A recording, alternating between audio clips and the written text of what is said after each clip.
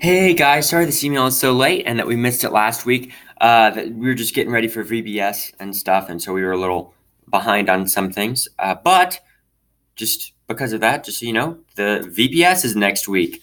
Yay! Kicking it old school VBS. We're taking the kids through Exodus, and it is from Monday, July 8th to Friday, July 12th, from 6 to 8:30 p.m. So just bring your kids. It's for kids, from preschool all the way up through fourth grade. So if you have a kid in that age, it'll be a blast. Try not to miss any nights. It'll be a lot of fun. I remember as a kid, I always used to look forward to VBS. But so anyway, VBS next week. Because of that, then next Sunday, July 14th, is VBS Sunday, which means that the kids are all going to be in service with you. And Mr. Mike's going to be preaching, and it's going to be a children's friendly lesson in all three services. And the kids are also going to be leading worship with the VBS songs that they learned. So just be prepared for that. That's what the plan is for next Sunday, the 14th. The Sunday after that, July 21st, after the third service, we're having waterworks. We're going to have family, bring your whole family. It's going to be fun. We're going to have family games on the 21st. So anyway, that's all the announcements for today. So today, this Sunday, we're talking about King Manasseh, and kind of talking about continuing our series in the Kings. So King Manasseh, if you haven't heard of him, he was the worst king of Judah.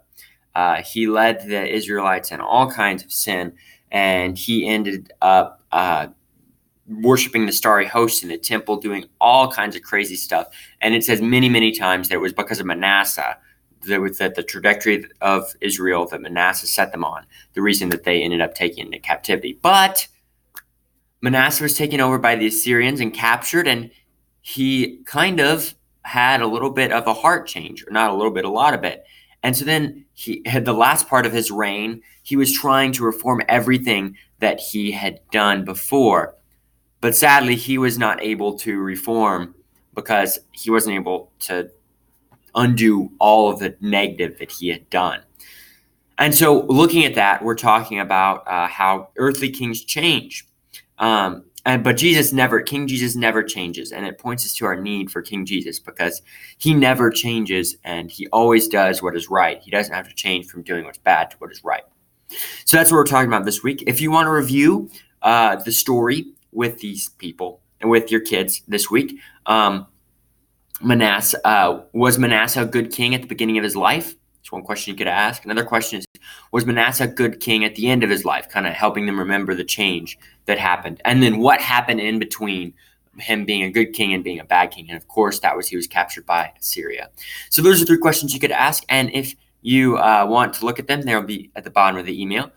So if you can just, I hope you have a great week. And I look forward to seeing each and every one of you at VBS.